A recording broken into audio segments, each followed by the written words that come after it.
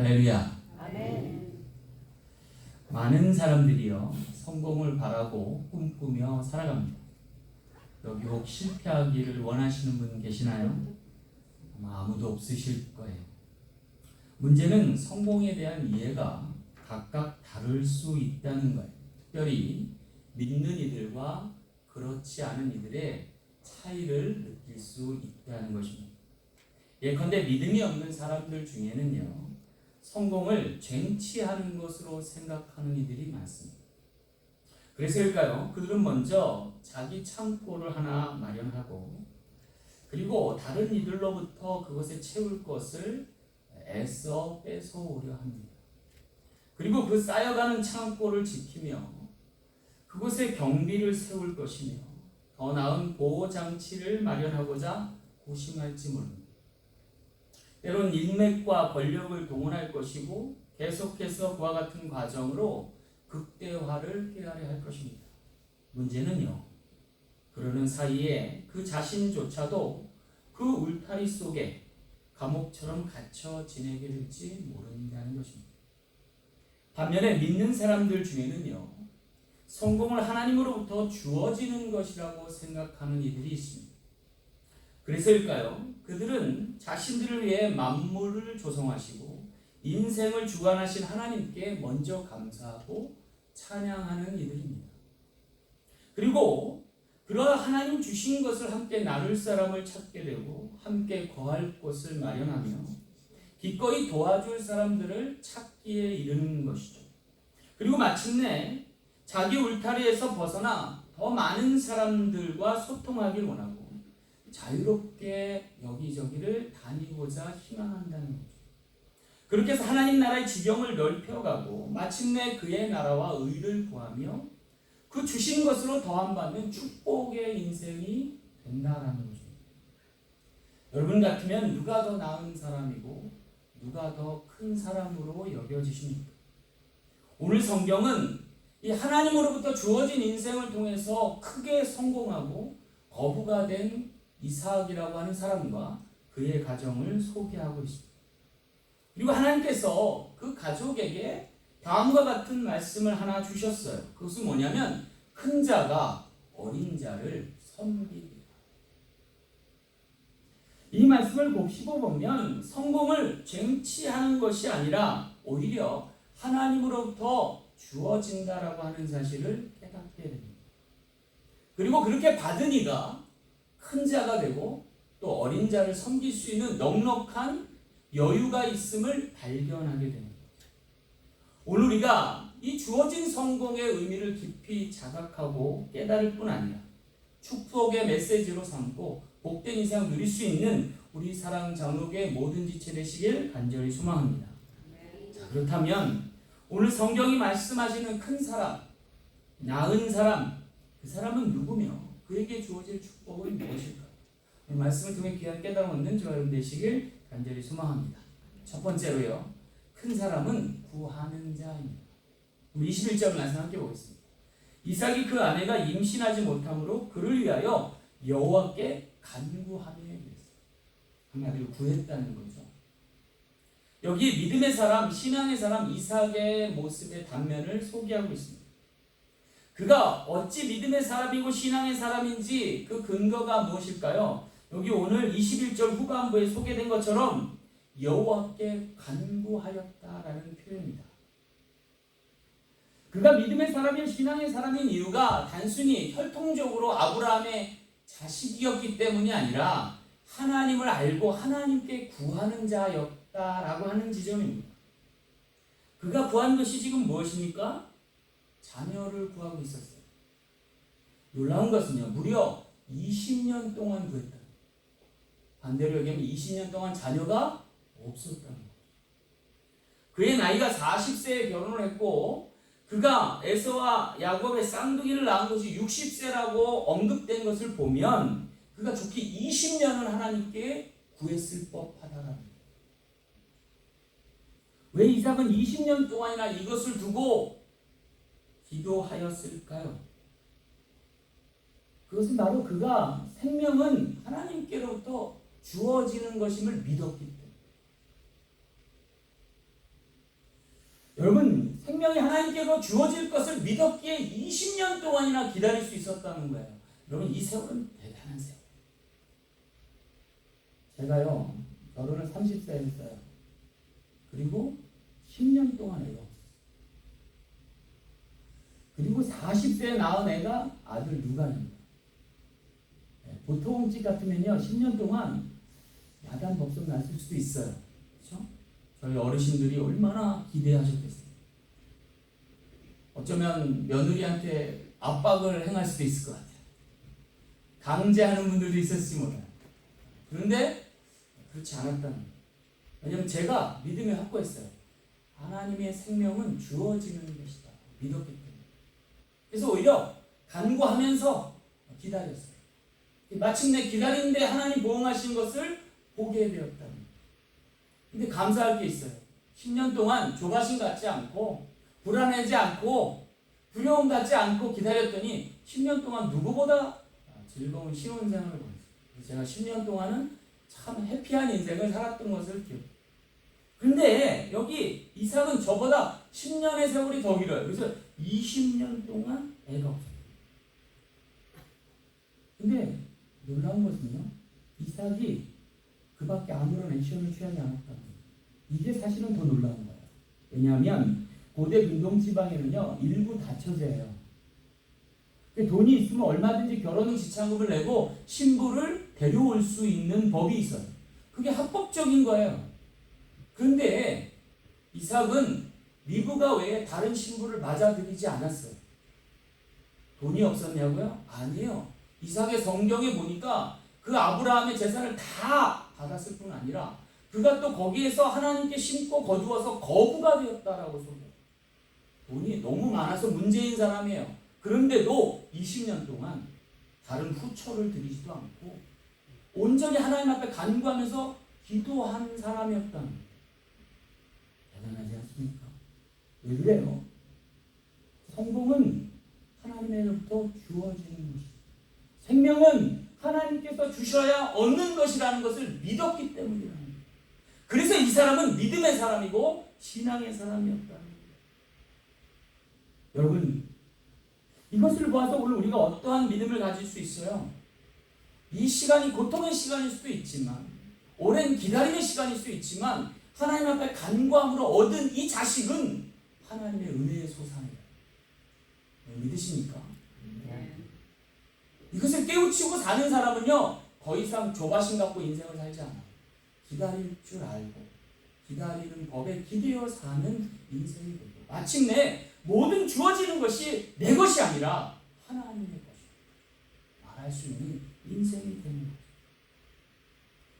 여러분, 그럴 때 오늘 우리에게 놀라운 변화가 있어요. 뭐냐면 피할 수 없으면 즐길 수 있게 됩니다.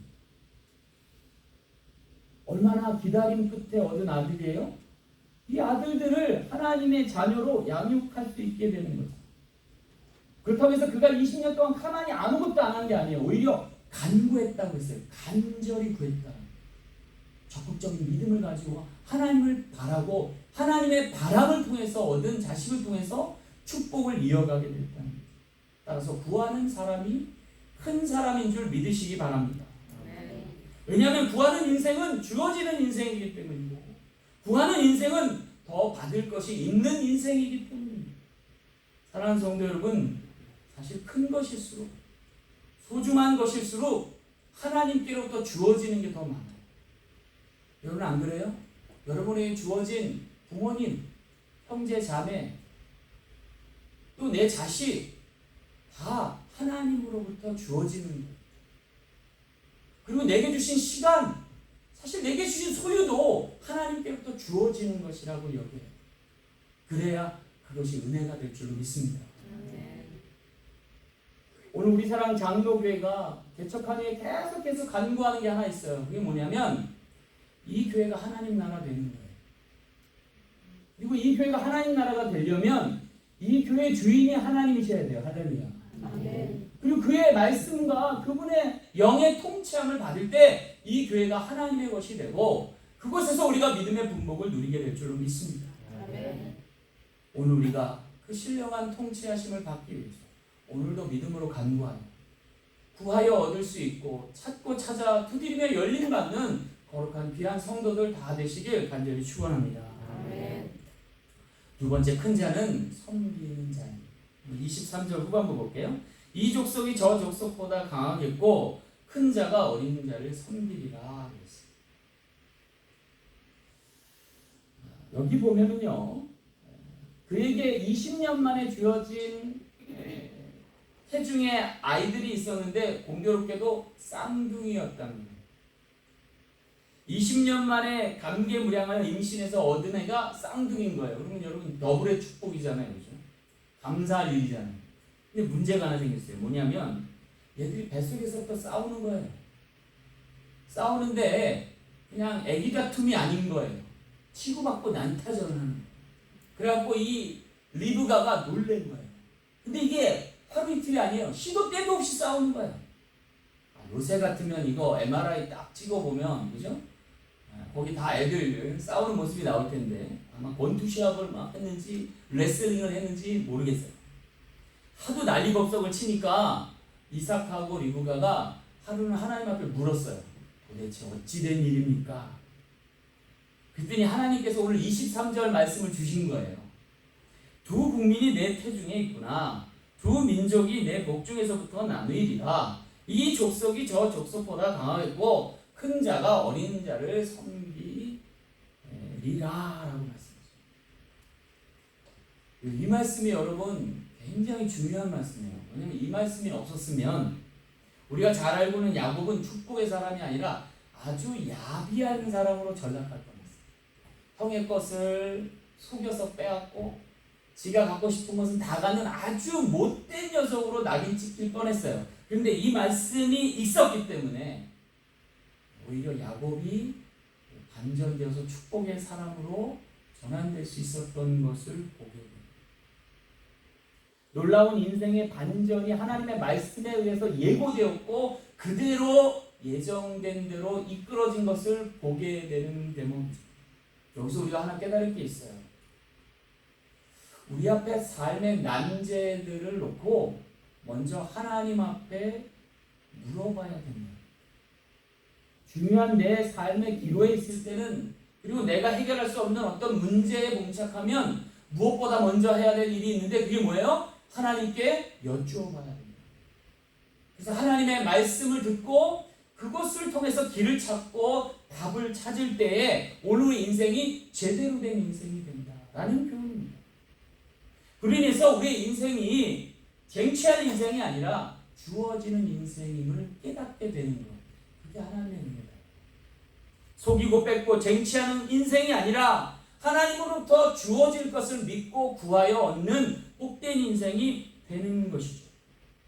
그럴 때 하나님께서 우리에게 주신 말씀은 우리 생의 표대가 되고 달려갈 걸음이 되며 지킬 믿음이 되어서 마침내 의의 면류관, 생명의 면류관 얻게 되는 우리 모든 지체에 될 줄로 믿습니다. 아멘. 그럴 때 오늘 우리가 우리 삶을 두고 하나님 앞에 고백하게 되는 겁니다. 오늘 하나님이 나의 주님이시고 살아계신 하나님의 아들 되신 예수 그리스도다라는 고백이 나타나게 됩니다. 그리고 내 인생이 내 것이 아니라 하나님의 것이요 하나님이 내 모든 것 되셨습니다라는 고백에 이르게 됩니다. 우리 모두에게도 그와 같은 고백이 있기를 간절히 소망합니다. 현대사에 있어 위대한 고백을 한 사람이 있습니다. 그 사람의 이름은 J.J. 톰슨이라는 분이에요. 조셉 존 토마스라고 하는 분인데요. 이분은 천재과학자예요. 음극성 실험을 통해서 전자 아시죠? 전자의 존재를 발견한 사람이라고 해요. 한마디로 말하면 오늘날 전자 시대를 여는 주인공이기도 합니다. 어쩌면 오늘날 디지털 혁명도 이 사람 때문에 가능했다라고 해도 과언이 아닐 것입니다. 하지만 이 사람이 이 전자가 발견되지 않았다면 아마 컴퓨터나 가전제품은 물론이고 오늘날 현대 문명의 거대한 출현은 지연됐을 법했다라고 하는 거죠. 그래서일까요? 이 톰슨의 공적이 인정되어서 당시에 높게 평가될 뿐만 아니라 노벨 물리학상까지 받게 됐다. 뿐만 아니라 그는 그 후로도 생을 마감할 때까지 중요한 과학적 발견들을 계속해서 나타내면서 수많은 업적을 쌓은 위대한 사람이 됐다. 그래서 그가 세상을 떠나기 전에 그의 제자들이 그에게 찾아가서 질문 하나 했대요. 선생님, 지금까지 발견한 것 중에 무엇이 가장 중요하고 위대한지 알려주시면 안 될까요? 라고 물었어요. 아마도 곁에서 지켜보았던 이들의 대부분은 전자를 내가 발견한 게 위대한 인류의 공헌이다 라고 얘기했을 줄 알았는데, 뜻밖에도 이 톰슨이라는 분은 1초의 지체함도 없이 내 생의 가장 위대한 발견은 바로 예수 그리스도시다 라고. 아마도 톰슨은 예수님을 통해서 세상 그 누구보다 크신 이가 가장 작고 여리게 태어나신 것에 감동했던 모양입니다. 그가 전자를 발견한 것처럼 작고 여린 예수, 아기 예수를 발견했는데, 그 예수께서 강보에 쌓여 구에 누인 아기에 머물지 않고 수많은 사람들을 위해 귀히 섬기셨던 그 모습을 통해서 그 또한도 전자를 발견하고 머물지 않고 계속해서 과학적인 소중한 일들을 발견하고 인류에 기여하는 섬김의 공헌의 인물이 되었을지 모른다는 것입니다. 어쩌면 섬길수록 퍼지는 것, 그것이 하나님 나라 씨앗의 비결이 아닐까라는 생각이에요. 지휘공을 막론하고 주어진 일과 사명을 능히 감당할 이가 바로 이 섬기는 이고, 그를 통해서 하나님이 자신의 위대함을 나타나십니다. 오늘 우리가 깊이 자각할 뿐 아니라 그렇게 성장해 갈 수 있는 우리 모두 되시길 간절히 축원합니다. 마지막 세 번째, 하나님 앞에 큰 자는 나중된 자입니다. 26절 말씀. 후에 나온 아우는 손으로 에서의 발꿈치를 잡았으므로 그 이름을 야곱이라 하였으며. 여기 끝으로 인상적인 것 하나를 성경은 소개합니다. 그건 뭐냐면, 쌍둥이 중에 막내, 차자라 할 수 있는 이가 태어날 때 공교롭게도 형의 발꿈치를 잡고 딸려 나왔다는 거예요. 여러분, 이게 무엇을 의미하는지 아세요? 쌍둥이들도 보통 태어나면 5분 내지 10분 상간으로 차이돼서 나오는 거예요. 한 애를 끄집어내고 그 다음 애를 이제 거기서 이제 낳게 하잖아요. 근데 발꿈치를 잡고 나왔다는 얘기는 이 아이들들 사이에 시차가 0초라는 거예요. 그럼 누가 형이고 누가 동생이에요? 알 수 없다는 거예요. 사실은 그걸 따지고 논하는 것 자체가 우습다는 거예요. 그래서 그랬는지 몰라요. 이 뱃속에서부터 이 양 우열을 가리느라고 계속해서 다툼을 진행해 왔던 이유가 여기 있는 거야. 문제는요, 이 둘째 차자가 첫째 형의 발꿈치를 잡고 나왔다고 해서 그 이름을 야곱이라 졌는데, 그 야곱의 뜻이 뭐냐면 속이는 자 혹은 반칙하는 자라는 뜻이에요. 그럼 누가 아들 이름을 그따위로 짓겠어요, 그죠? 야, 너 속이는 녀석이야. 너 나쁜 애야. 뭐 이런 뜻이잖아요. 그럼 왜 이게 발꿈치 잡은 게 이게 반칙이 될까요? 여러분, 고대 레슬링을 보면요, 이 허리 이하에 손을 대면 반칙이에요. 그걸 그레코 로마형이라고 해요. 물론 요사이 재미를 위해서 자유형을 추가해서 다리 하단부를 잡아도 반칙이 아닌 그런 부류도 있지만, 그레코 로마형 고대 레슬링의 원형에서는 하반신에 잡으면, 손을 대면 반칙인 거예요. 하물며 발꿈치를 잡았으니까 이건 아주 질이 안 좋은 반칙이 되는 거죠. 근데 이것을 뱃속에서부터 싸우던 아이들이 마지막 순간에 누가 반칙했다는 거예요? 둘째 아들이 반칙했다는 거예요. 그래서 속이는 자 야곱이라고 하는 저속한 이름을 지어주게 된 거예요. 도대체 이 우열을 가림이 뭘 중요하다고 이 아이들이 아기 때부터 싸우면서 태어났을까? 이유는 상속자가 되기 위해서. 상속자. 여러분, 고대 근동지방에는요, 상속자가 되면 아버지 재산의 70%를 받아요. 그리고 나머지 30% 갖고 나머지 자녀들이 나누게 되어 있는 거예요. 그러니까 자식이 4명이 있으면요, 첫째 상속자는 70% 받고 나머지 세 아들은 10%씩 나눠가는 거예요. 근데 공교롭게도요, 이삭이 어떤 사람이었어요? 거부예요.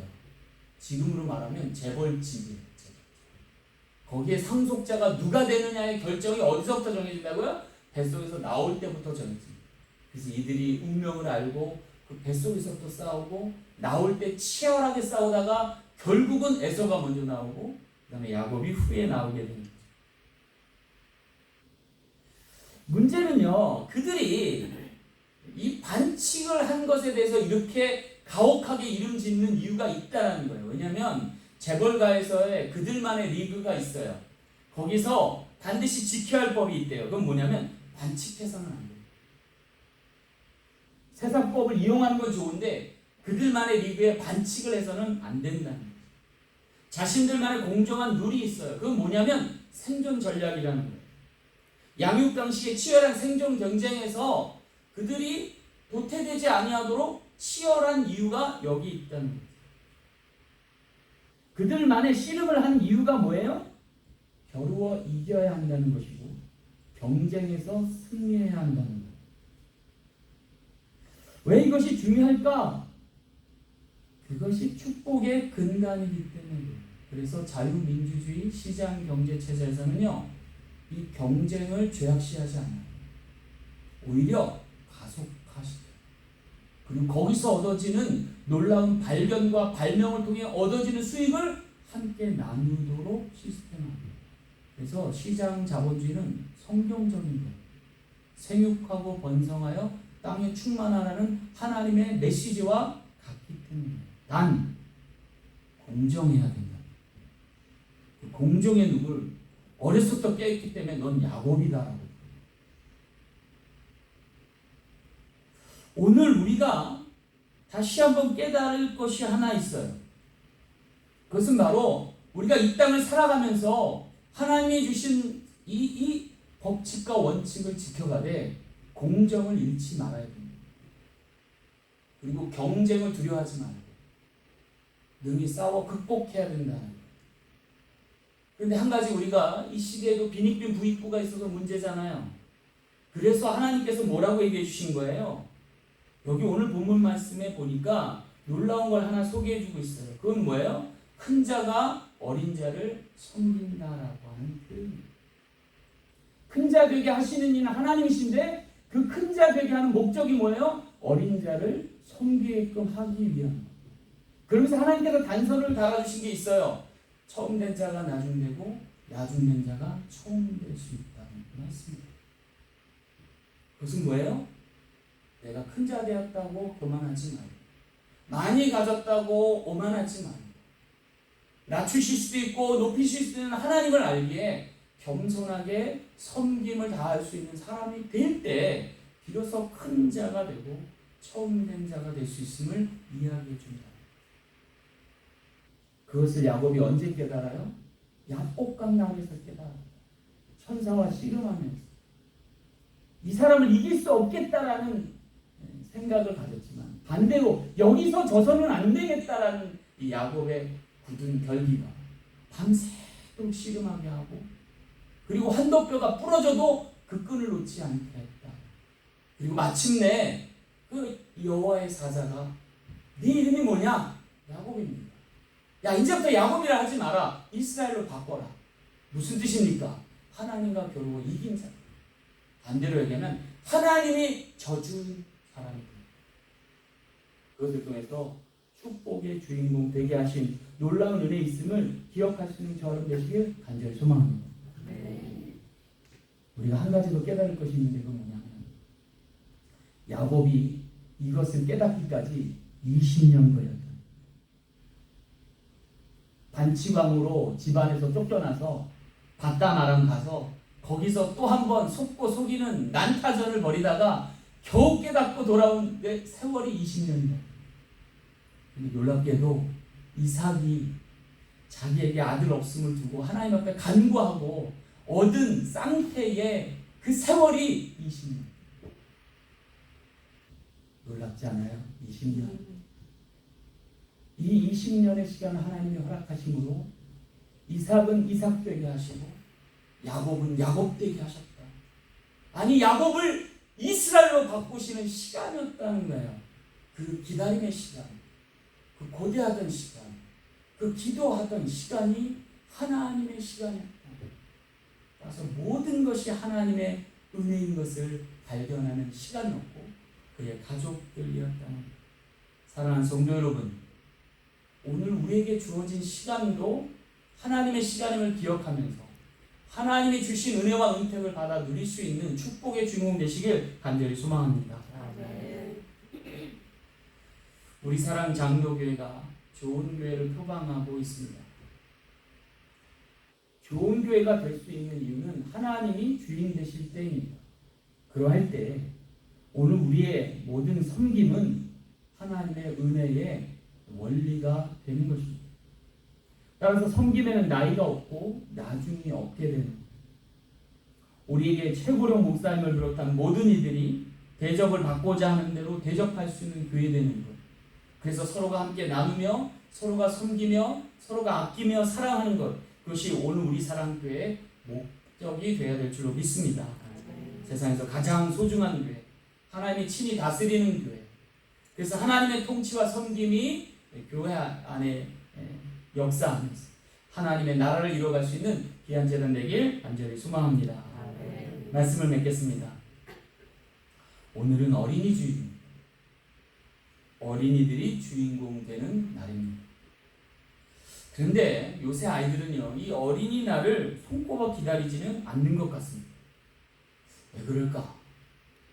제가 깨닫기는 이미 주인공이 됐기 때문입니다.